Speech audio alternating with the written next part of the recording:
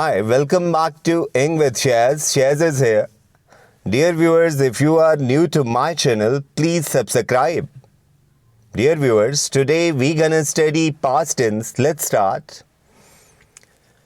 First of all, we gonna study simple past tense or past indefinite tense. इसकी form आपको नज़र आ रही है कि जितने भी प्रोनाउंस हैं, चाहे वो फर्स्ट पर्सन सिंगुलर है या प्लूरल, सेकंड पर्सन सिंगुलर या प्लूरल, थर्ड पर्सन सिंगुलर या प्लूरल, अब वर्ब की एक ही फॉर्म यूज़ करते हैं और वो वर्ब की सेकंड फॉर्म है। और जब आप क्वेश्चंस बनाते हैं या नेगेटिव्स बनाते हैं तब आप जो है एक ही हेल्पिंग वर्ब यूज़ करते हैं और वो क्या है, डिड। और याद रखें कि डिड के बाद हमेशा वर्ब की पहली फॉर्म इस्तेमाल की जाती है। जैसे एग्जाम्पल्स हैं आई, ही, शी और वी, रिटर्न और लेफ्ट। इसी तरह से डिड ही रिटर्न और लीव, अब डिड के साथ आपने वर्ब की पहली फॉर्म यूज़ की है।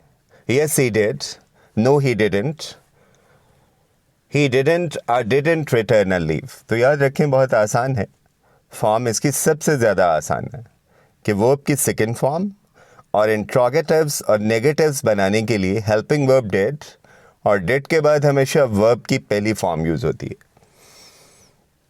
The simple past is used to refer to actions which happened at a definite time in the past. कि ऐसे एक्शंस को डिनोट करने के लिए इस्तेमाल होता है जो पास्ट में किसी खास वक्त पे अकर हुए हों। The time is stated या time is given कि बाज़ दफ़ा वक्त दे दिया जाता है, are already known or identified by the preceding language context, वरना implied होता है कि आपको कॉन्टेक्स्ट से अंदाज़ा हो जाता है कि ये पास्ट एक्शन है या पास्ट इवेंट है और इसलिए आप जो है सिंपल पास्ट इस्तेमाल करते हैं इसको डिनोट करने के लिए। एग्जाम्पल्स हैं the rebels took most of the province 3 months ago. 3 months ago इसका मतलब है कि ये पास्ट टाइम को डिनोट किया जा रहा है, इसलिए इस सेक्शन को डिनोट करने के लिए आप सिंपल पास्ट टेंस यानी वर्ब की सेकेंड फॉर्म इस्तेमाल कर रहे हैं। नेक्स्ट है क्रिस्टोफर कोलंबस डिस्कवर्ड अमेरिका। अब क्रिस्टोफर कोलंबस कौन था? एक इटालियन जो है मल्लाह था या जहाज़रान था जिसने अमेरिका को दरियाफ्त किया 15वीं सदी ईस्वी में। तो कॉन्टेक्स्ट से अंदाज़ा हो रहा है कि एक हिस्टोरिकल इवेंट है या हिस्टोरिकल जो है एक्शन है, इसलिए इसको डिनोट करने के लिए आपने क्या इस्तेमाल किया? Simple past tense. Now let's go to the next slide. इसके मेन यूजेस क्या हैं? फॉर एक्शंस और events which happened immediately one after the other in a sequence in the past. कि ऐसे एक्शंस जो पास्ट में ख़ास सीक्वेंस या सक्सेशन के हिसाब से अकर हों, उन्हें डिनोट करने के लिए आप क्या इस्तेमाल करते हैं? Simple past tense. कि जो आप फिक्शन पढ़ते हैं या स्टोरीज़ पढ़ते हैं उनमें आपने देखा होगा कि पास्ट इवेंट्स के लिए इसी तरह से ही जो है पास्ट टेंस इस्तेमाल किया जाता। Clear jumped out of a chair, ran to the balcony and grabbed the screaming child। ये सारे इवेंट्स क्या हैं? पास्ट हैं और इनको डिनोट करने के लिए आपने सिंपल पास्ट टेंस चूज़ किया।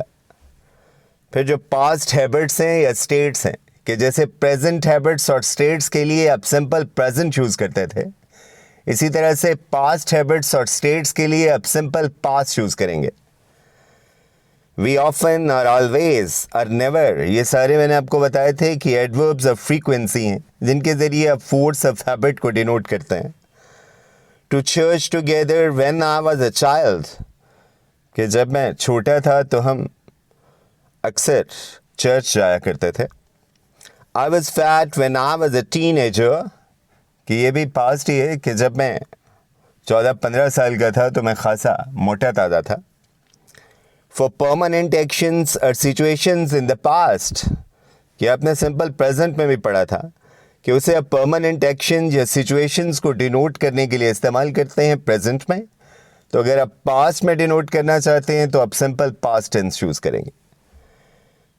The Incas made use of an advanced agricultural system, ये एक तहजीब थी, सिविलाइजेशन थी। They also knew a lot about mathematics and astrology. Remember, the past simple is used with the following time expressions, जैसा कि yesterday, last night, last week, last month, last year, last Monday, etc. 2 days, 2 weeks, 2 months, etc. Ago, then, when, how long ago, in 1993, in 1845, etc. किन expressions को हम इस्तेमाल करते हैं time को denote करने के लिए? ये सारे पास्ट टाइम को डिनोट करते हैं, इसलिए इन्हें सिंपल पास्ट टेंस के साथ इस्तेमाल किया जाता है. Now let's go to the next slide. अब हम आते हैं पास्ट कॉन्टिन्यूअस या पास्ट प्रोग्रेसिव टेंस की तरफ. इसकी फॉर्म क्या है कि वर्ब की फोर्थ फॉर्म या इंग फॉर्म इस्तेमाल की जाती है और साथ में हम दो हेल्पिंग वर्ब यूज करते हैं, एक वाज और एक वर, कि जो थर्ड पर्सन सिंगुलर है और जो फर्स्ट पर्सन सिंगुलर है उनके साथ आप वाज यूज करते हैं और बाकी जितने भी प्रोनाउंस हैं उनके साथ वर इस्तेमाल किया जाता. जैसे ये एग्जाम्पल है, आई और ही और she was, we and they were watching. Was he और वर दे वॉचिंग, कि जब आप क्वेश्चंस बनाते हैं तो तब भी यही दोनों हेल्पिंग वर्ब यूज करते हैं, वाज और वर, सब्जेक्ट के मुताबिक. He was not या they were not watching. Form के बाद हम आते हैं मेन यूजेस की तरफ कि इस टेंस को किस किस सिचुएशन में इस्तेमाल किया जाता या कहाँ कहाँ इसका इस्तेमाल जो है वो मुमकिन है. For an action which was in progress eight A stated time in the past, कि ऐसे एक्शन के लिए जो पास्ट में किसी खास मोमेंट या इंस्टेंट ऑफ टाइम पे इन प्रोग्रेस हो, हम उसे पास्ट प्रोग्रेसिव या पास्ट कॉन्टिन्यूअस टेंस के जरिए डिनोट करते हैं. We don't mention when the action started और फिनिश. ये हम मेंशन नहीं करते कि कब जो है एक्शन स्टार्ट हुआ या कब ख़त्म हुआ. जैसे एग्जांपल है, we didn't hear him come in because we were sleeping on the top floor that night. कि एक तरफ आपने सिंपल पास्ट यूज़ किया हुआ है और दूसरी तरफ आपने पास्ट कॉन्टिन्यूअस टेंस, कि आपने उसकी आवाज़ नहीं सुनी क्योंकि आप उस दिन टॉप फ्लोर पे सो रहे थे. तो हम जो है एक तरफ पास्ट कॉन्टिन्यूअस इस्तेमाल कर रहे हैं और एक तरफ सिंपल पास्ट, क्योंकि ये जो एक्शन था ये पास्ट में किसी स्टेटेड टाइम पे इन प्रोग्रेस था. वो स्टेटेड टाइम क्या था? When he entered your home you were sleeping at the top floor. Second use है इसका, for an action which was in progress when another action happened or interrupted it. कि ऐसा action जो already in progress था and then a new action happened in the middle of it. तो जो already in progress है उसके लिए past progressive और जो new action है उसके लिए फिर हम simple past use करते हैं. जैसे example है, they were crossing the bridge when the earthquake struck. When they were crossing the bridge, ये क्या है? Past progressive tense है. The earthquake struck, ये क्या है? Simple past है. तो ये action already in progress था कि they were crossing the bridge and the new action, the earthquake struck, happened in the middle of it.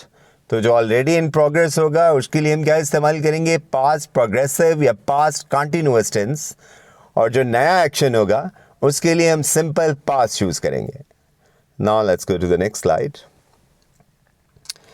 For two or more simultaneous past actions, कि दो ऐसे actions जो simultaneously at the same time जो है in progress हो, उनके लिए भी हम इस्तेमाल करते हैं. It was a lovely scene. Mommy was knitting while her babies were playing on the floor. कि ये दोनों actions simultaneously जारी थे, कि mom was knitting and the children were playing on the floor. इसलिए आपने क्या यूज़ किया? Past progressive tense, दोनों ही actions को denote करने के लिए. To describe the atmosphere, the setting, etc. in the introduction to a story before we describe the main events. कि कहानी क्या है? वो past events के narration का नाम है. इसलिए जब हम story के atmosphere या उसकी setting को बयान करते हैं तो तभी हम जो है past progressive tense use करते हैं. कि night was falling over the beleaguered city. कि रात हो रही थी, इसलिए आपने क्या इस्तेमाल किया? पास्ट कॉन्टिन्यूअस टेंस, क्योंकि पास्ट में ये एक्शन जो है किसी टाइम पे इन प्रोग्रेस था. अगरचे टाइम जो है वो गिवन नहीं है, कॉन्टेक्स्ट से आपको अंदाज़ा हो गया कि ये जो है पास्ट में ही था. for habitual past actions that annoyed the speaker.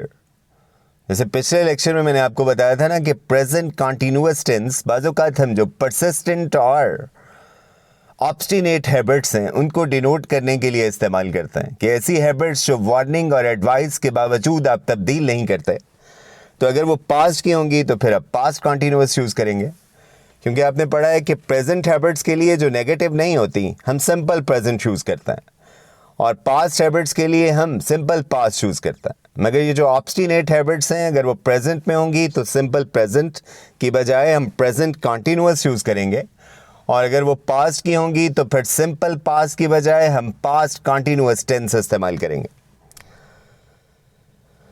और जैसे पिछले लेक्चर में आपने पढ़ा था कि सिंपल प्रेजेंट टेंस की तरह यहाँ पे भी जो है फ्रीक्वेंसी एडवर्ब को इस्तेमाल करना ऑब्लिगेटरी है, ये बताने के लिए कि ये हैबिट क्या है, वो परसिस्टेंट है, कि ऐसा अक्सर होता है, और ये चीज़ क्या है, एनाइंग है।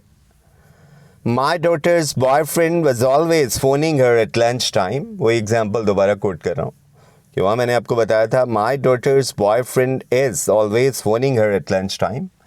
अब ये पास्ट हैबिट है कि वो हर वक्त लंच टाइम पे फ़ोन किया करता था।